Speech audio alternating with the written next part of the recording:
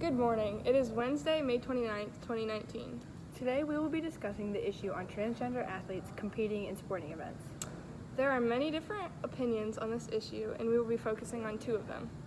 One of the sides we'll be discussing is that transgender athletes should not be able to compete with the gender that they have changed to, no matter what. People argue that a person should compete with the same gender that is on their birth certificate, because even if they go through hormone changes, there could still be an advantage of originally being a different gender. One example of this opinion is that Alabama High School Association says that participation in athletes should be determined by the gender indicated on the student athlete's certificate of birth.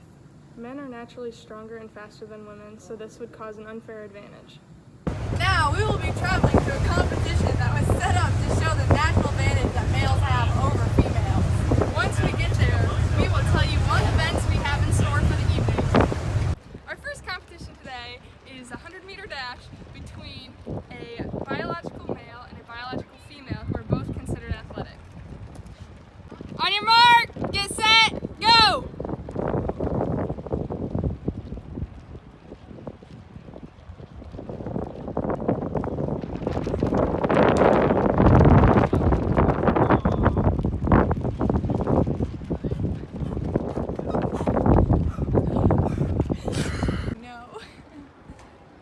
Our next competition will be an arm wrestle between a biological, pretty average male and a biological female who's pretty strong.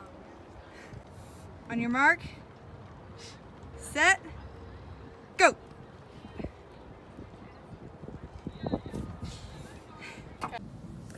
As you can see from both videos, even though the females are naturally strong and athletic, the male still beats them pretty badly in both. Also, for example, a transgender woman won powerlifting records and had them taken away because at the time she was still considered to be male because of her testosterone levels, which brings us to another side of the issue. The second side is that transgender athletes shouldn't be allowed to compete with the gender they have changed to unless they have undergone complete sex reassignment surgery and extensive hormone therapy.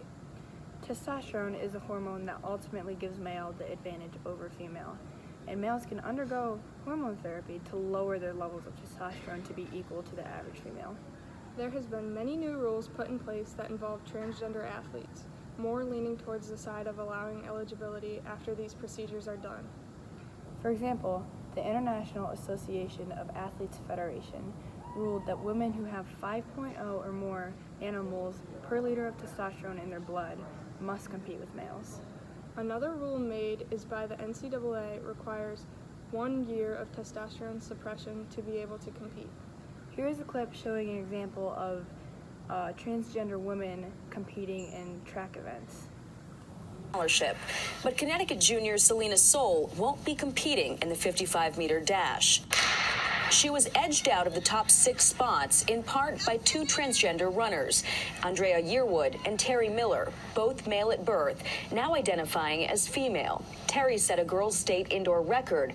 Andrea came in second. It's frustrating and in a way demoralizing when you're at the start line of a race and you know what the outcome of the race is before it even happens. Now, after all the facts of both sides, it is time for us to state our opinion on the issue. Agreed. I agree with the side that transgender athletes should not be able to compete with the gender that they have changed to unless they have undergone hormone therapy.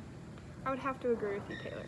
I feel that whatever gender you are born, it is only fair that you compete with that same gender, unless you undergo enough hormone therapy to where your body is equal or less advantageous to that gender. Agreed. I feel that as long as the hormone levels of an athlete are not at an unfair advantage to the gender they wish to compete with, it should be allowed.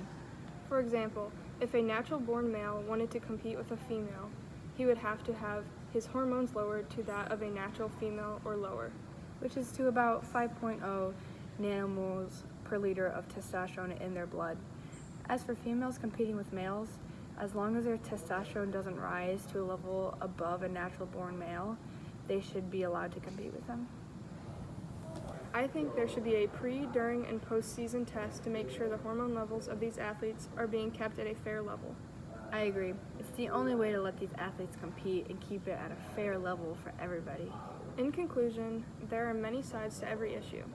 and the two we have focused on are not allowing transgender athletes to compete with the gender they have changed to under any circumstances. And the other is not allowing them to compete unless they have undergone enough changes to make the playing field even. Everyone will have their own opinion, and considering all the facts, I feel that it would only be fair that transgender athletes would have to undergo changes to be equal or fair to others. I agree with you, Meg. This would help maintain a fair playing field. Thank you for watching our video about this controversial governmental issue going on in the world right now. Have a great day.